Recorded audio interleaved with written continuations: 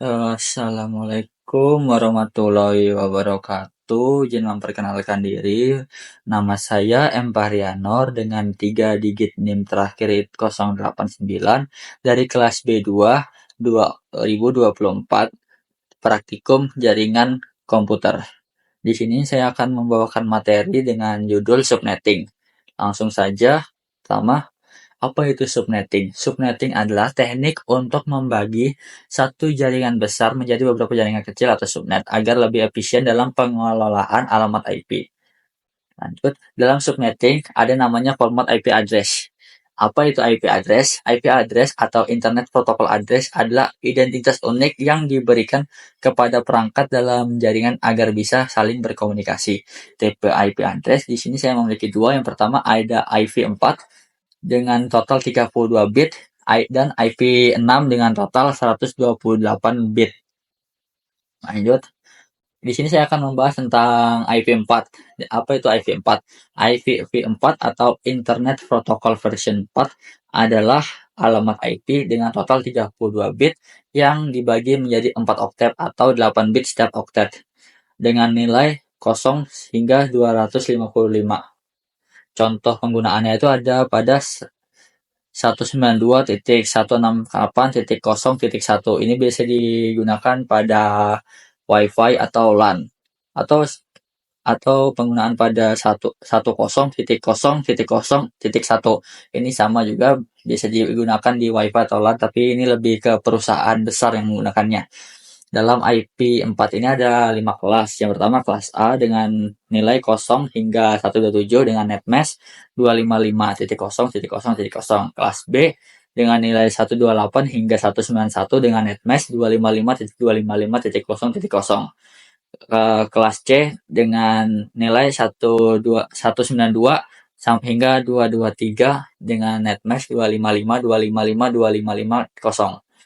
Kemudian ada kelas D dengan netmask dengan nilai 224 hingga 239 dengan netmasknya itu multicast. Kemudian ada kelas E. Kelas E ini dengan nilai 240 hingga 255 dengan netmasknya itu eksperimental. Lanjut.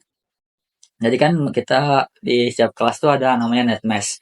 Apa itu netmask? Netmask adalah angka binar 32 bit yang digunakan untuk memisahkan bagian network atau jaringan dan host atau perangkat dalam sebuah alamat IP. Netmask menentukan berapa banyak bit yang digunakan untuk network ID dan berapa banyak tersisa untuk host ID.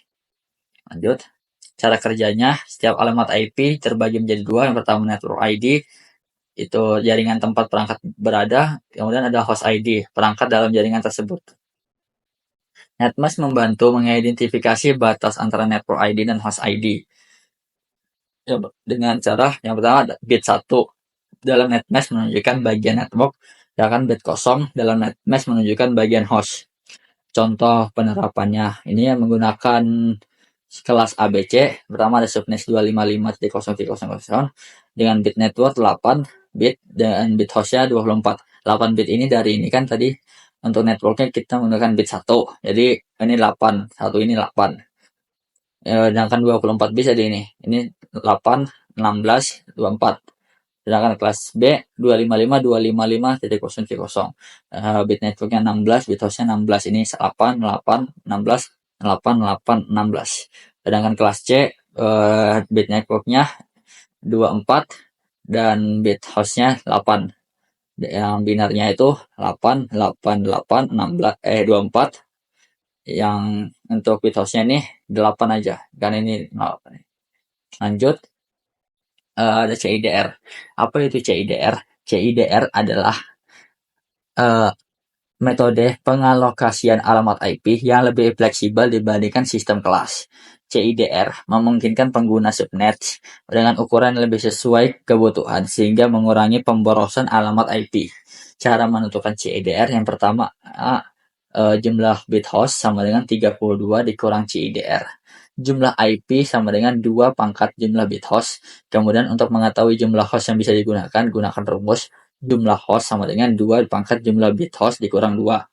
Ini untuk contohnya. 1. Jika diberikan subnet mask 255.255.255.0 dengan slash 24. CDR-nya adalah slash 24 yang artinya 24 bit untuk network. Jumlah bit hostnya ini kita ngerjakannya dengan cara jumlah bit host sama dengan 32 dikurang 24 hasil 8. Jumlah IP total sama dengan 2 pangkat 8 sama dengan 256. Jumlah host yang bisa dipakai 256 dikurang 2 sama dengan 254. Nah, ini juga ada contoh satu lagi, tapi ini sama-sama aja, cuman beda di slash 2, ini menggunakan slash 26, yang itu 32 dikurang 26, 6, 2 pangkat 6, 64, 64 dikurang 2, 62. Lanjut. Ada FLSM dan VLSM. Apa itu FLSM? FLSM adalah metode subnetting di mana semua subnet memiliki ukuran yang sama dengan jumlah host yang sama dalam setiap subnet. Sedangkan VLSM adalah metode subnetting yang membagi jaringan dengan ukuran subnet yang berbeda sesuai jumlah host yang dibutuhkan. Lanjut, ciri-cirinya. Ciri-ciri FLSM: 1. Semua subnet memiliki jumlah IP yang sama. 2. Subnet smash yang menggunakan tetap di semua subnet. 3. Mudah dalam perhitungan tetapi kurang efisien. Sedangkan VLSM: 1. Subnet memiliki ukuran yang berbeda-beda. Subnet mesh disesuaikan dengan jumlah host yang dibutuhkan. 3. Lebih efisien dibandingkan FLSM. Contoh dari penggunaan FLSM. Yang pertama, misalkan ada sebuah perusahaan memiliki 4 departemen. Departemen A 10 host, B 20, C 30, dan D 15. Dengan FLSM, kita harus menggunakan subnet yang cukup besar. Jadi kita mencari subnet host yang itu yang paling besar lah di antara tempat departemen ini. Yang mana? Yaitu C, 30 host. Jadi untuk 30 host, kita membutuhkan subnet dengan setidaknya 32 alamat IP. Subnet smash yang menampung 32 alamat IP adalah slash 27. Ya. Bagaimana cara mendapatkan slash 27 ini? Kita tuh menggunakan namanya double CDR. Nih. Double CDR. Ini kan ada notasi slash 27. Nih, slash 27 dengan IP 32. Dan ini adalah subnet mesh-nya. Nih. Lanjut. Jadi, semua subnet akan mendapatkan 32 IP meskipun tidak semuanya terpakai. Itu. Kemudian untuk contoh VLSM, sama ya menggunakan 4 departemen dengan total host yang sama juga sebelumnya. Namun bedanya dari FLSM, kalau VLSM ini menentukan masing-masing untuk setiap departemen. Jadi nggak harus menentukan yang terbesar yang mana, yang terkecil yang mana gitu. Untuk VLSM ini menentukan masing-masing, kayak ini A 10 host. Subnetnya notasi slash 28. Jadi ada 16 IP total dan 14 host yang bisa dipakai. Misal, ini 20 dan 30 sama notasi slash 27 dengan 32 IP total dan 30 host yang bisa dipakai. Yang departemen D 15 host dengan IP dengan notasi slash 28. Jadi ada 16 IP total dan 14 host yang bisa dipakai. Lanjut. Kapan waktu yang tepat untuk digunakan? Untuk FLSM, yang pertama, jaringan kecil dan sederhana tanpa banyak variasi jumlah host. Yang kedua, tidak ada pembatasan alamat IP, misalnya jaringan private yang besar. Yang ketiga, kemudahan administrasi karena semua subnet memiliki ukuran yang sama.